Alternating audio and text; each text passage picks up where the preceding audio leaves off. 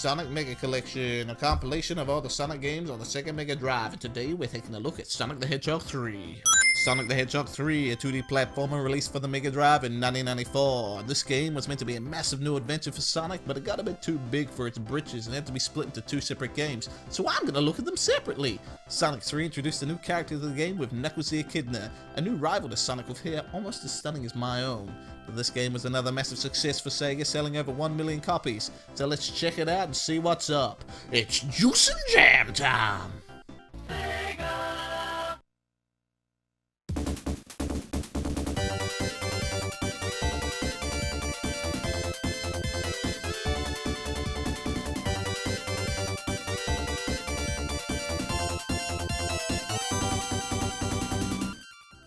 Sonic the Hedgehog 3 is a 2D platformer developed and published by Sega. After the completion of Sonic the Hedgehog 2, the Sega Technical Institute, or STI, put Sonic has Krabs joke here, split up. The American developers went on to make Sonic Spinball, while the Japanese developers made Sonic the Hedgehog 3. The story of Sonic the Hedgehog 3 starts with Sonic the Hedgehog 2 lets off. Sonic and Tails are flying across the ocean and come across the floating island where Dr. Robotnik's Death Egg crash landed. Dr. Robotnik learns that the island can float with the power of the Chaos Emerald, and using his Robotnik smarts, he tricks Knuckles to get him the Chaos Emeralds by telling him that Sonic doesn't usually pay for brunch, and brunch is the meal of Knuckles' people. The gameplay is the same as the last two Sonic games on the Mega Drive. You go from left to right to reach the end of the level, collecting rings and getting items and destroying badniks on the way. You can play as Sonic and Tails, or as Sonic alone and Tails alone, like in Sonic the Hedgehog 2. But unlike in Sonic 2, Sonic and Tails play differently. They both have the spin dash from Sonic 2, but this time Tails can fly and can reach different areas Sonic can't, and Sonic has a new move called the Insta Shield. Double jumping will give Sonic a shield for a split second. Yeah, this is as cool as flying. But that's not all that's new to this game. There are new items. There are 3 new elemental shields. A bubble shield that lets Sonic and Tails breathe underwater, an electric shield that attracts rings, and the fire shield that makes Sonic and Tails immune to fire. But since Sonic's new move sucks, the developers gave him extra abilities with the new shields. He can bounce with the bubble shield, can do a double jump with the electric shield, and do a dash attack with the fire shield. Something else that's new in this game is you can save your game. Like Sonic 2, each zone has 2 acts, but there is a boss battle at the end of each act. The boss in the first act is one of Robotnik's robots, and the boss in the second act is Robotnik in one of his machines, and is more challenging. But this game only has 6 zones, that's 12 levels. Sonic the Hedgehog 2 had 22 levels. This game looks amazing, but it's shorter and easier than Sonic 2. I know this game connects to Sonic and Knuckles to make the full game Sonic the Hedgehog 3 and Knuckles, but Sega sold these as 2 different games. They saw this as a full game on its own and it's very short. But that's really the only problem I have with this game. The only other thing is that a lot of times when I was rolling up a ramp, I'd get caught on something and lose all my speed. I've never encountered this happening before, and maybe it's just something that happens with this port, or just happened on my playthrough, but it happened a few times and was frustrating. As I said, this game looks amazing and sounds amazing too. It's said that Michael Jackson had something to do with the music in this game, so I thought I'd send him an email asking him about it. I'm yet to get a reply, but when I do, I'll update this video. I mean, he hasn't released any music in ages, so he can't be that busy. Oh. He's dead. All the zones in Sonic the Hedgehog 3 are a blast and well designed.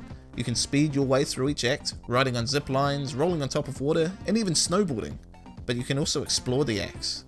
There's more than one way to reach the end, and even some different routes that only Tails can go, or when playing 2-player co-op, Tails can carry Sonic to different areas. This adds real replay value to the game.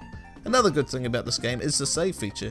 You can finish this game in just over an hour, so you can complete it in one sitting. But once you have finished the game, you can select any zone you want to play from your save file. That way you can explore any zone you want without the need of going through all the previous zones. Thanks, Sega! After going through the first 5 zones, you arrive at Launch Base Zone, and need to stop Robotnik from launching the Death Egg into space. When you reach the end of the second act, you face off against Robotnik, who is in his ball shooter. After you take him out, you become Dr. Robotnik, and get to fly in this little flying machine thingy. But the fun doesn't last long as you run into Knuckles, who is standing on a beam. He punches your new vehicle and has a good old laugh about it.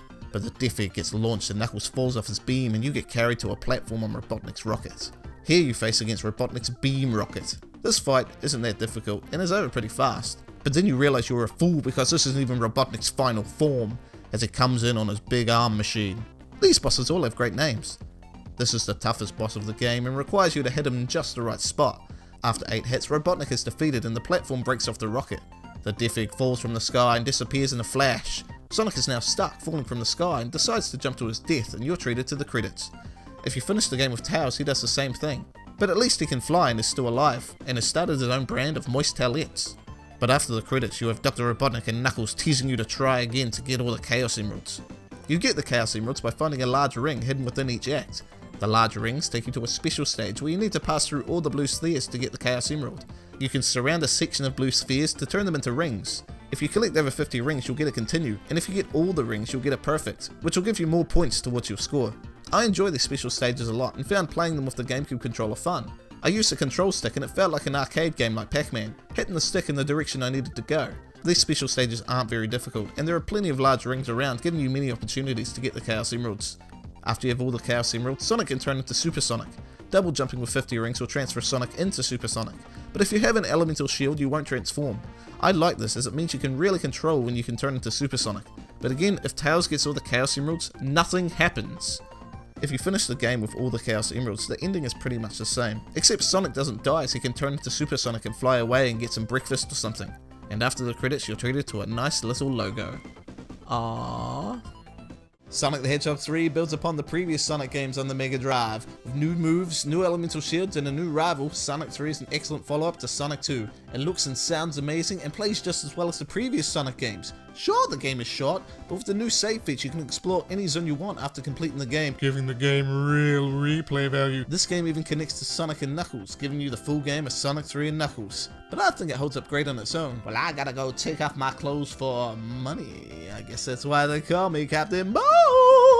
Wait! What?